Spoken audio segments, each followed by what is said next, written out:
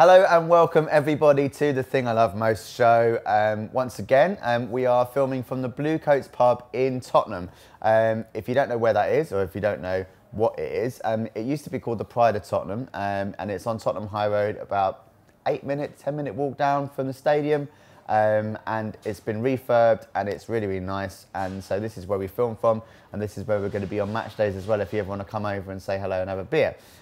Once again, I'm joined on the sofa this week by Matt from Spurs News. Welcome, Matt. Cheers, mate. And Rodney, who's normally behind the camera, but you stepping away, and you are hopefully it's going to work without his attention. So fingers crossed, we're going to be recording fine. So you may have seen our YouTube video that we did over the weekend on Sunday at the test event. It had an amazing over 12,000 views at the moment, which is fantastic. So thank you very much for supporting and sharing that video if you've done so. It's been a real pleasure to have been able to see so many people getting involved. And it's also meant that our subscriptions has gone up quite significantly. I think we only started with about 200 on Saturday, and it's now over 400. So if you are a new subscriber, if you haven't seen the show before, welcome, hello, thank you for watching, and hopefully you're going to enjoy what you're seeing. So firstly, let's talk about that test event on Sunday. I mean, you were there, Rodney was there. It was a special occasion. Obviously, the viewers would have seen my reactions to it, my little running man and my, oh, it's incredible.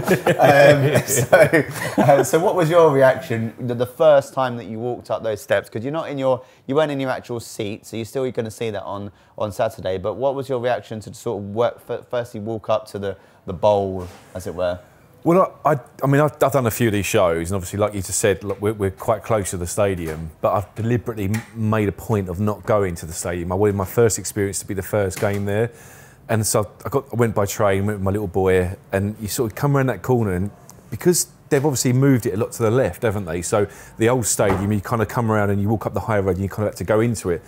But you literally turn that corner, it's like, oh my God, he's here. You know, it's like some kind of alien ship that's landed. Like, because it comes along the North Circle, it's like that as well. It's insane. Huge. Because it doesn't fit with the high road almost as well, doesn't it? You know, with the buildings there. But it's just so impressive, you know, it's just amazing. And obviously you don't think of these things, but then obviously when you get there and they've built sort of the stairs that go up there, it just seamlessly fits with where it, although it kind of looks different, it just feels like it's always been there, you know? But yeah, just blown away by it, absolutely blown away. I just staring, like, and a lot of us were, like, I could see all the, you know, I was saying, comparing it to being like an alien ship, it was almost like it had landed and all the people that were walking up that high road were just staring. You know, it's like, what is this? Who are they? Yeah, it was insane. I still couldn't work out, because I met Rodney on the corner, and that's obviously the corner where you would normally meet people if you're going in Park Lane. But obviously there wasn't a Park Lane, as in the old Park Lane. It was all very much up the steps and over, yes. And it was still strange to work that out. And then, did you go to the centre spot? Did you see the centre spot? I didn't. I saw. That was weird as well, because then you were there at the centre spot, and then you look into your right, and it's like, yeah, what? This is strange. It's really strange. It is really, really strange. Yeah. So Rodney, what were your thoughts? You were there before at the East Stand event, but not the first time you actually seen your seat. So I went. Yeah, you're right. I went to the premium event, and sort of thought, wow, you could feel that the atmosphere is going to be amazing in there. That was at night time. So this time walking down, same thing as you, sort of like, what is this thing? Still feels very much like White Hart Lane to me, which I love about it. Yeah, you know, I mean, I don't know what it is. It's the colours, I completely agree. They've done, and well, the colours aren't even that similar, because obviously the seats before were quite a bright blue. Bright blue, almost, yeah, you're right. But it's just, yeah, it's a very, very strange feeling to have a similarity to White Hart Lane, but to be almost double the size. It's incredible the managed to achieve. And I said on the video, it did feel like it was like a 40,000 capacity. And what I meant by that is that you go to these stadiums nowadays and you do feel like it's huge. And I suppose we went to obviously the new camp this year, which is obviously 90,000, so it's slightly different. But you would still expect something like that, but it didn't feel that big, because of the proximity, because everyone, you know, everything was quite close. We were high, but we were close. It's compact, isn't it? Yeah. Even though it's 60,000, it's compact. It did remind me of Real Madrid away, Juventus away, and Dortmund in terms of how steep it is. Yeah. I mean, walking up the steps is like, you know, if you might need to be a bit Thanks careful. for reminding me, yeah. Thanks for reminding me. So, I mean, I went to the top of the south stand, took a couple of photos, and still felt that you was close to the pitch. Yeah. I think distance-wise you are quite close, especially like in comparison to Wembley, in terms of where you were in the upper tier in Wembley, which is where we used to have my season tickets, was still like, you know, quite far back. So I did go up in the lift actually randomly, but after I had some food, I went up in the lift. But then when I got up to the top of the lift, I had my chicken and chips, and then I was in this like deserted area where I shouldn't have been, apparently. And then I had the security guard saying, "What are you doing?" And it's like, I just got up in the lift. Like, there was no sign saying don't go in the lift. So I was like, I'm going to go in the lift because I'm on the 4th floor, and I was still out of breath from the first time that I went up there from when we were filming. And then I got there and he's like, "Oh, come on then." So hopefully that lift is going to be working when it's obviously open for the general public, as it were, or on a proper match day. So fingers crossed, we'll see. But I think you're right though. Going from sort of the 2nd level and walking up from there would be because easier. when you first go in there, obviously you've got the goal line bar, which is great. And then if you want to go anywhere in terms of to your seat, if you are in the south stand, you have to go to the right, and then it's a bit of a zigzag effect. But if you go up one level and then just go straight in, then you can just go in and just walk all the way up, which, you know, is maybe the better option. But it's I mean, like you said, because of obviously the gradient of because it is quite steep. Though each step is quite, you know, big. It's small. I mean, so they didn't even cover your whole foot, does it? The step. I mean, it's like, you know, yeah. We're going to get fit. You'll get used to it. We're going to get fit. That's the best thing about this stadium. Forget the acoustics. Forget that. We're going to get fit. We're going to look, you know, for next season, you're going to see us and be like, yeah, welcome to the Motion. We can make it a fitness show as well as a football yes. show, can't we? Oh my God, we're going to be sponsored by Vitality and all sorts of people. Amazing. But you know what, talking about the acoustics, I mean, I was like I say, I was in the west and I was kind of to the left, so I kind of could see the south stand from where I was sitting, and I was kind of the furthest away from it. And it was only half full, wasn't it? I presume it was only half full. 28,000 we were. It's the south, the single tier that you're in. More than half full. But it was incredible when you guys started singing. It's amazing, you know, and that's when you because they talked quite a lot about the acoustics and how it's kind of got that bowl shape so that all the sound stays in. But it is well, there's nowhere for it to go, is there? You know, you think about White Hart Lane. There were still corners. There was still, course, you know, and you think of other stadiums, other big stadiums.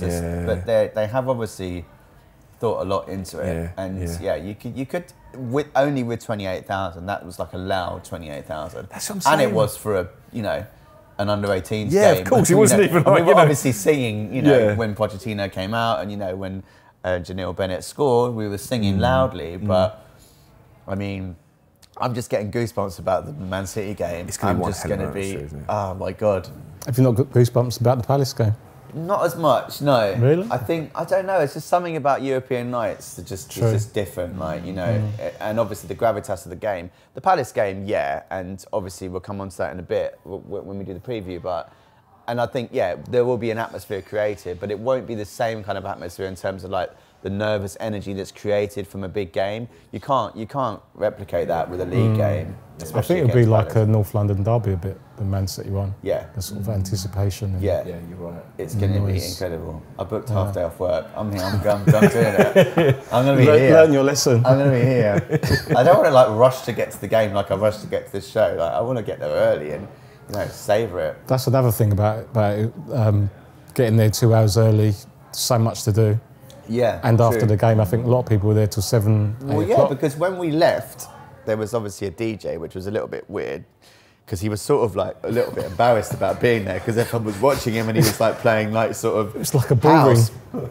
It's like a ball ring, wasn't it? And he was in the middle. We saw on other people's videos that obviously he started playing the Tottenham songs, and there was like some legends coming out and singing with him and stuff. So that's a nice element. I think that would be fun to have after a game. And obviously in terms of transport, that's what they want to try and encourage in terms of getting people there early, and getting people there till late. So it spreads out the extra, 30 or 1,000 people, which are now going to be. Yeah, I mean, I came out of the game after the test match, and I had to get home because my son had school the next day, so we kind of couldn't hang about. And we went to the White Hart Lane station, and we was going north. And normally most people are going south, aren't they, towards London? But even that was chaos. Yeah. And that was only a half full stadium. Exactly. So it's going to be. I guess they really do need fans staying behind, don't they? Just to kind of ease that congestion that you're going to get, because it's just double what it was before. I know, it's madness. Yeah. Fingers crossed. It's going to go well.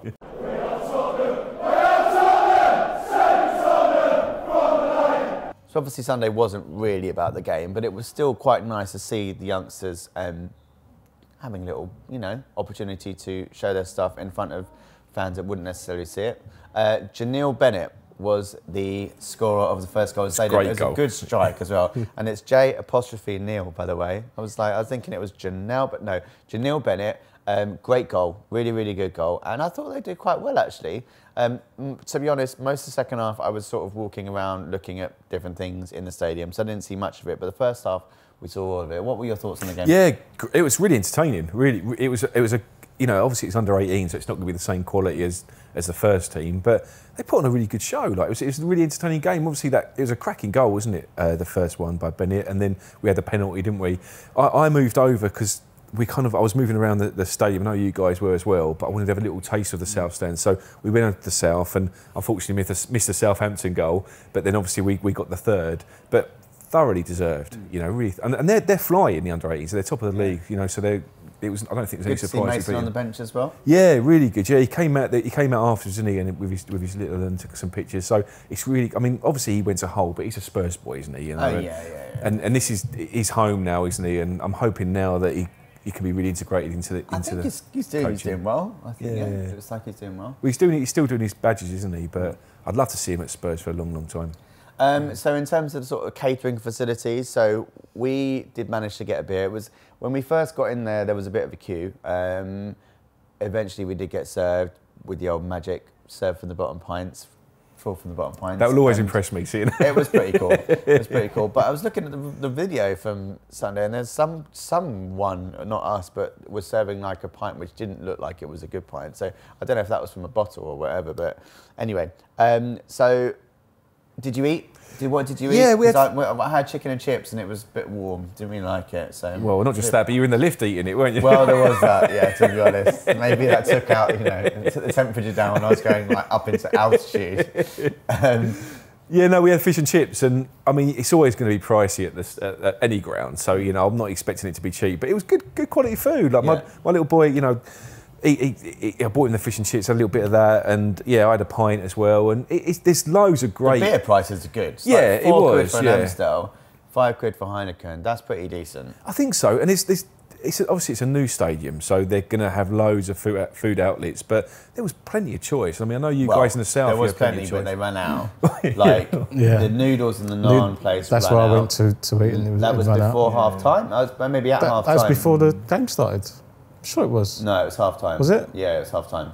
Okay. And then there was another place I think which sold out as well. So it was obviously But it's a test event for a reason, isn't it? Absolutely. Yeah. As we've been told by many people on YouTube. Sorry, I didn't realise that. I did say it on the video. That's why we're the guinea pigs, and we happy to be the people. It's a test event. Anyway, sorry. I'm just getting used to getting trolled. It's just going to happen. Sorry. Appreciate your comments. So all in all, though, you think there's everything there for you in terms of sort of your pricing and what your service, what you're getting.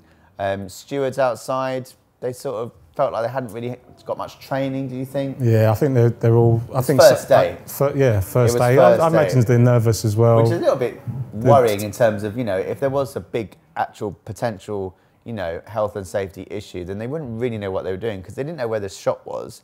They didn't necessarily know where all the blocks were. So the fact they didn't have any, from what I could tell, any pre-day training, I think was a little bit.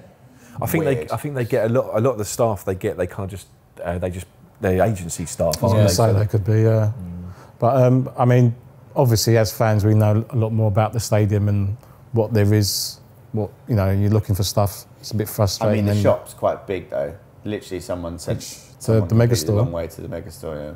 Isn't it the biggest store in Europe or something, isn't it? It's quite hard to miss. Did you go in there? No, I didn't know. Oh, sure. It's massive. It is massive. Talking of mega stores, talking of shops, we're going to be doing a competition today because we were so pleased at the success of the video on YouTube and the fact that we had so many new subscribers, we had so many views, we're going to be doing a competition. So this is the prize. This is a brand new shirt. You can actually order your own size as well because we're going to be getting it from the club shop, but this is the shirt that you're going to be getting. So that's going to be the prize. So all you need to do to win that shirt is to share our video. So share this video. You can do that on Facebook, you can do that on Instagram or on Twitter. So all you need to do is share it and we will know that you've shared it. And then we're going to be doing a prize draw on next week's show, and one lucky winner will have that shirt, and then you can then let us know which size you want and we will give you that shirt. So that's a new competition. We're going to be doing competitions each week, potentially, if Matt can afford the shirt price. And don't forget the hashtag as well. So we can Very important. You. So yeah, exactly. So when you are retweeting or when you're sharing, it's TTILM show. TTILM show. The thing I love most show is the tag that you need to add on to that when you're sharing. So good luck. It's a very, very nice shirt. I've got one myself, and it could be potentially yours. So if you do want to enter, then get sharing this show. Thank you.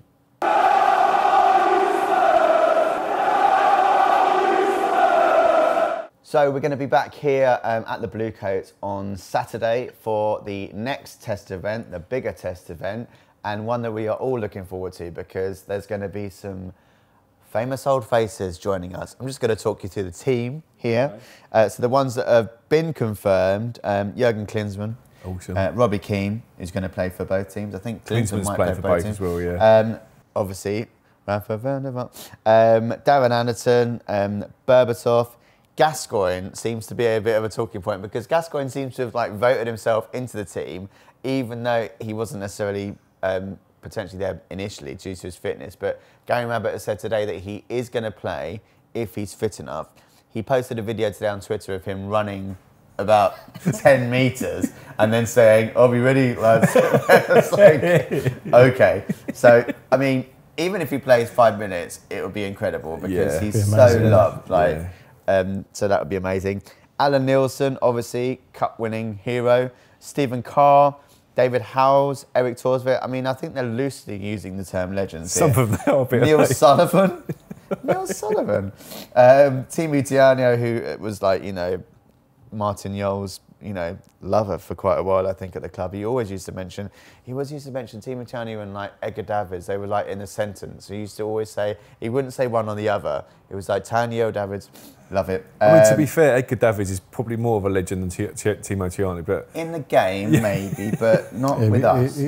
We only had him for a season or two. Exactly. Mark Falco. Oh, really? Chimbonda. Pascal Chimbonda. Mickey Hazard, your mate, texted him, didn't reply. Mickey, if you're watching, check your messages. Chris Perry. Paul Stalteri. I mean, one amazing winner against West Ham. That makes you a legend in my book. It does, And Naeem, we don't have to say anything about Naeem. I mean, he became a legend when he wasn't even playing for us, to be fair. To be fair, but he did score that cracker. One of my earliest games was against Liverpool when he scored a volley, and it was an absolute cracker. It was 96 or something, 95, 96. Absolute cracker. And Gary Mabbott and Clive Allen will manage the side. And then Klinsmann and Keane, as you said, will turn out for both teams, as well as Nicola Berti, who is going to have a very, very loud song sang about him on Saturday. I can't wait. And they've got Zanetti, Blanc, Stankovic, Veron. So they've actually got a quite good Carbone. Do you remember Carbone? Yeah. So it should be a really good game. I think it's going to be, obviously, it's going to feel very much like a friendly type, vibe, party vibe.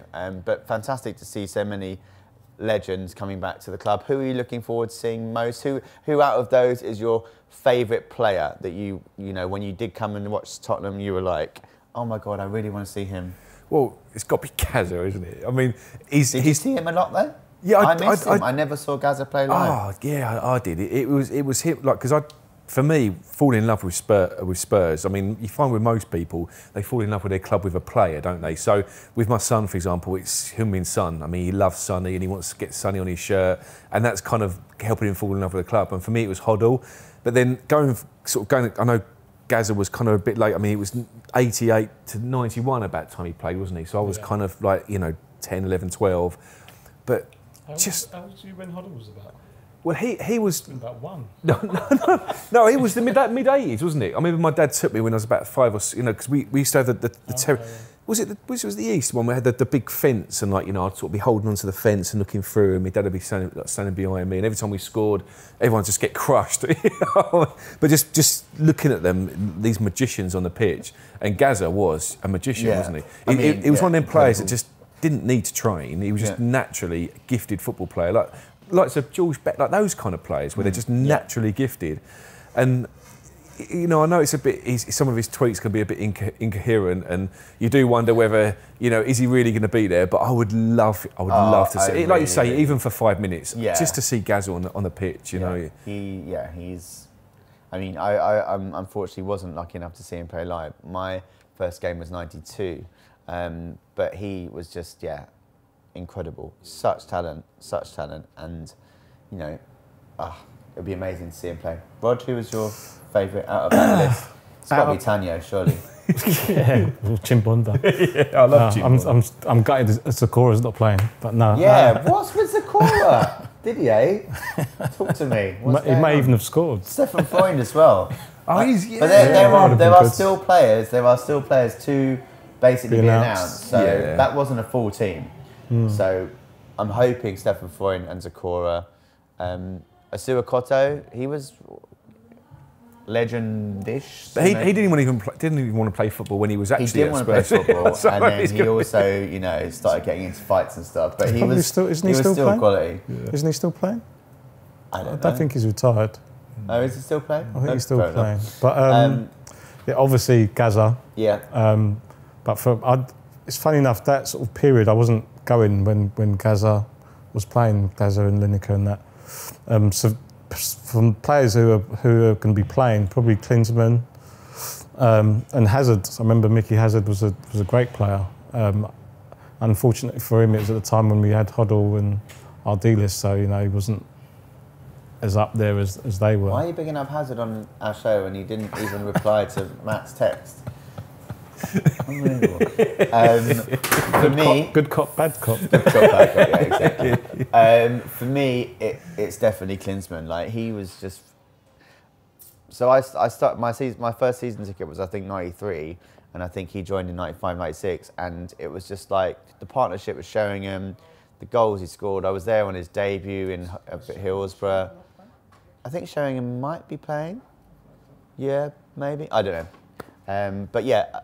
Incredible, absolutely incredible. The partnership with Sheringham, and I was surprised at how good he was. Obviously there wasn't the same sort of like global recognition of players that there is now, obviously because there's just more TV around and internet and stuff like that. And so I just didn't know enough about him. I didn't know he was that good, and there was just something about him that was just incredible. It's funny you say that, Nolh, because for me, I mean, we're the same age, aren't we? And when we signed him, it was like unreal. Yeah. Like for me, I just was like, I knew he was a star. I mean, I think I didn't know how good he was. Yeah, sure. I knew his status. Yeah, sure. But I don't think I'd seen enough of him apart from like a World Cup to know how good. Yeah, of course. I mean, I remember just when we signed him, buying a scrapbook and just literally every article there was on Klinsmann sticking in his scrapbook because I had to physically see that we had him. Like, it was just insane that we had Jurgen Klinsmann at Spurs because it really was. I mean, you talk about some of them players like Steltieri and some of the others. It was kind of, we had some dark days, didn't we? I mean, Klinsmann time we had like Kevin Scott, Dean Austin. It was some dark days. I mean, I think it was the season that we got docked the points when we signed Klinsmann when we had like 9-point deduction before the season even started.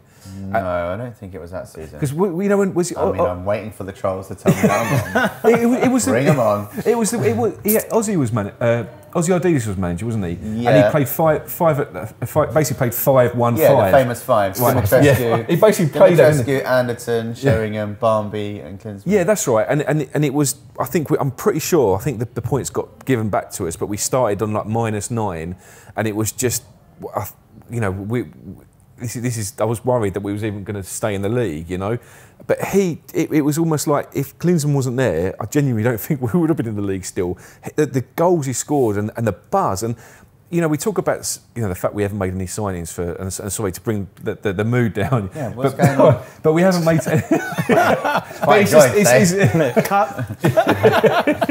But we, like I say, we haven't made any signings for the last couple of transfer windows, and that Klinsmann signing for me was just it's that proof that sometimes maybe if you need, not even if you need a player, the buzz a signing like that can bring, and it brought such a buzz to the club at that time. Yeah, it did. I think the stadium will do that though. Yeah, I think that's agree, and I think the problem is is now the level that we're at, the kind of player that we would need to get, the money we would need to spend on the player. No, of course. In order to get someone of Klinsmann's stature, in order to do that, you're talking like, you know, 180 million pounds. Yeah, exactly. And we're not the squad we was then. That's what I'm saying. Like, we're a strong squad now, and like, you know, that's why, you know, it's not the dark days anymore. Where's Barnby?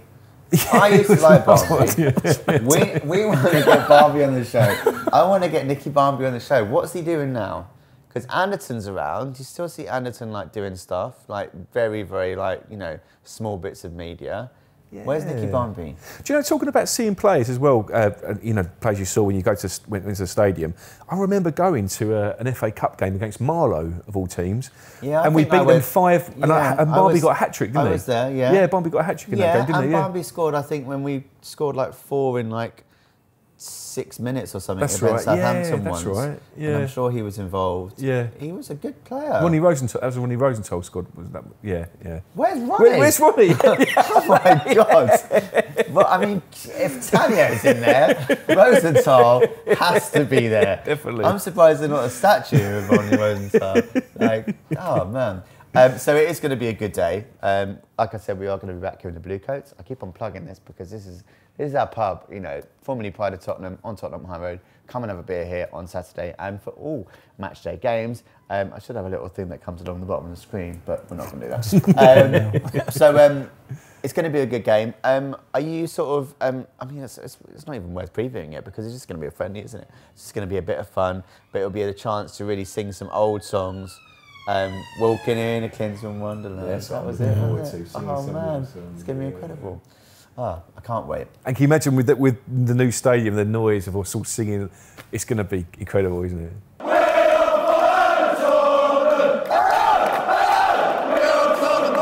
It feels weird now to talk about the Premier League because we sort of had this little hiatus, this little break, international break, and we've now got a game. We've got a really big game on Sunday as well, which feels strange, the fact that we are going to a match on the Saturday. But we've obviously got Liverpool away, who obviously, you know, are going for the title, but we need a massive bounce back after the Southampton result. I thought Kane looked pretty decent the other day. You know, the 2 games that he played, he normally plays pretty well for England, but you know, his penalty wasn't the best he's ever scored, but I thought he led the line well. He was involved in a few of the other goals as well, so good performance of him. Rose obviously had an issue with the racial abuse, which is incredibly frustrating, and something that he's experienced before, and I feel incredibly sorry for him. But I thought his performance was pretty decent as well. Dyer obviously was injured in the first game, which meant that he wasn't able to continue or come to the second game. Ali looked okay. He's not his sparkling self yet, I don't think, but he's still sort of working his way back. So I suppose in a way, playing a couple of games wasn't a bad thing for him in terms of getting his fitness back up. So if we can talk about the Liverpool game, we don't have a great record up there. My issue in the past has been that we've almost played the wrong formation. I think remember last season, last season was 2-2, the season before was 2-0. When we played the back 4, when we played Davies left back, and it was just, we were so open. I think we have to go back 5, because if we go back 4, I just think they've just got too much up front. They've just got too much pace. And if we just have two centre backs, then the right back and the left back, and if it is Trippier and Rose or Davies, I just don't think they offer enough cover. And then with those front three, we're just too exposed. Yeah, it plays into their hands, doesn't it? Yeah. What do you think? Yeah, I agree with you. Yeah, it's tough going there. It is tough going to Anfield. Like I know it's a draw last season, but it was a great draw, wasn't it? You know, well, we should have won, sort of. Yeah, it was bizarre, wasn't it? Yeah. But, I mean, obviously we don't want to dwell too much on the Southampton game, but we have been, you know, I know it's been, it's going to be 3 weeks now, but we have had a really poor run of results, and I feel like a win on Sunday could really then just give us that kick for the rest of the season to make sure we get that Champions League spot, because obviously the title's now gone, you know, that's something we can't talk about. But yeah, it's difficult, because I think, you know, you look at Liverpool and I think we can match them. I don't think their squad. I don't think their squad is better than our squad, but you know they're at home, and you know they're strong at Anfield, and you know it's going to be a good game. Yeah, it will be. It's going to be a good game, and I agree. I don't think we've got anything to fear. And you know, up until these last few months, I've always said, and the viewers of the show will know, that we can score in any game, and if we have a good game defensively, then that's the recipe for a victory. You know, it's not difficult to do that. And it wasn't difficult in the Southampton game. We just got completely complacent. And I think there was an element of fatigue creeping into the game in the second half. And once Southampton sort of could sense that, then they sort of built on it. And then obviously we gave, you know, it's just all about defensive mistakes for us at the moment. Like, if we don't make them, then we're not going to concede. They're not scoring otherwise, but we are giving teams goals when we shouldn't be, and we're not creating that much. Although in that Southampton game, we created enough to win probably 3 games. Yeah, we should have been up 4 or 5-0 up at half time, shouldn't we? So I think in that first half we showed probably one of our best halves. I think of the season. We played really well that first half. But you've got to be clinical though. It's not just creating, isn't it? Yeah. But we didn't create chances like that in the second half, did we? To then go miss. No, we still had a decent Kane chance, but it just once they got the wind in their sails, then it was But anyway, I don't want to dwell on that. For me, I think we need to sort of take it to Liverpool. I'm not as comfortable with the back 5. Oh, really? Yeah, because if our fullbacks are not getting enough forward, we're kind of losing the ball a lot because of we're getting overrun in midfield. I prefer back 4 personally. It's an interesting one. It's a conundrum that he seems to have faced a lot this season, and I don't really know if he knows what his best team is or best formation is. But the fact that Dyer's out, so it'll probably be Winks. Is Winks fit yet? I don't know. No, he wasn't in the squad. So. Yeah, I don't think Winks is fit either, actually. Which is worrying. Yeah, I feel like we're more attacking though when we do play the 5, because obviously they're playing more as wing backs, aren't they? You know, so it's one of those ones, isn't it? Where if you go there and you set up more defensively, you kind of play. Again, depends who's the wing back. So if it's Davis, then he's not pushing us forward as much as Rose. If Rose is in that position, exactly. Yeah. No, I agree. Yeah. I don't know. If you just think about their front 3, you got you know, that occupies more than just Sanchez and Vertonghen, or more than Alderweireld and Vertonghen. So having that 3 there, I don't know. We shall see. So predictions. Do you want me to go first? Prediction. That's not a prediction. We desperately need the. That was a puff out. We desperately need the win, don't we? I mean, it's weird because you've got this 3 weeks. So if you take the 3 weeks out of it and just look at the last few games, you know, we mustered a draw in the last 4 games. So we desperately need 3 points. So I want the 3 points, and that's what my heart says, but my head says it's at Anfield. It's a game that it's a team that are, you know, there or thereabouts at the top of the league. So a draw, a 1-1 draw. Yeah, I think playing teams like Man City and Liverpool on our day, if we're on it, we can beat them. It's one of those things, rather than teams who sit back and try and hit us on the break. So I'm going for a 3-2. Oh, to who? To us, obviously. Okay. I mean, I have to ask because, you know, I have a bookmaker. 3-2 to us. Wow. Okay, that's good. I mean, it could happen. That's the thing. I'll take it. I mean, it could happen. It could happen. I'm more inclined to go 1-1 like yourself. I don't think it can be a tight game like that, which is just going to be a couple of goals. I think there's going to be a lot of goals. Yeah. Definitely. Fingers crossed. It'll be a good one. It'll be enjoyable. But I don't know. I can't wait to see it though, and it will be quite strange. Probably still hungover from the Legends game. Yeah. Are you going up there? No, I was offered a ticket today, but I've got other plans. So yeah, unfortunately, no, I can't. I'm gutted, absolutely gutted. But yeah, fingers crossed, another 3 points in the bag, ish.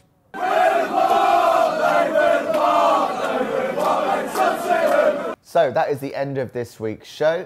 Thank you very much for listening and watching. Once again, a reminder of the competition. If you want to win a shirt just like this, then all you need to do is you need to share this show. So share this episode. So you can do that either on Facebook or on Instagram or on Twitter. And can you remember to use the hashtag TTILM show when you are doing so. So share the show, TTILM show, and then you can win yourself one of these shirts. Once you are the winner, then you can let us know your size and we will get one in the post to you immediately. So good luck. Thank you very much for watching and listening. Once again, we're really pleased with the feedback that we've received from the show that we recorded on Sunday at the test event. And so we're really, really pleased to be recording more for you today, and we're going to be recording more on Saturday with the Legends game. And so please do keep sharing the shows, please do keep commenting, and if you have friends that you think might be interested, please do tell them about us, and we really appreciate it. The subscribers now have gone up to nearly 500, which is amazing, and so thank you very much for adding your subscription, and keep on watching, and we really do appreciate it. So we're on YouTube, we are on Facebook, we are on Instagram and on Twitter. TTILM show is the hashtag. And thank you very much for all your support. We really appreciate it. We're trying to grow as much as possible. So if there's any suggestions that you think would be good for us to have on the show, or if you wanted to join us on the sofa and be part of our team, you'd be more than welcome. And we film at the Blue Codes pub in Tottenham High Road, formerly the Pride of Tottenham. It's literally 5 minutes from the stadium. So if you did want to come and get involved in the show, you'd be more than welcome. Share a pint with us and have a good laugh. So thank you very much to Matt from Spurs News once again for being on the show. Thank you to Rodney for stepping in front of the camera and turning one of them off, but we're not going to talk about that. So thank you guys, and we'll see you again on Saturday for the Legends game. Van der Vaart, Klinsmann. It's going to be amazing. Thanks for watching everyone and listening everyone, and we will speak to you again soon. Come on you Spurs.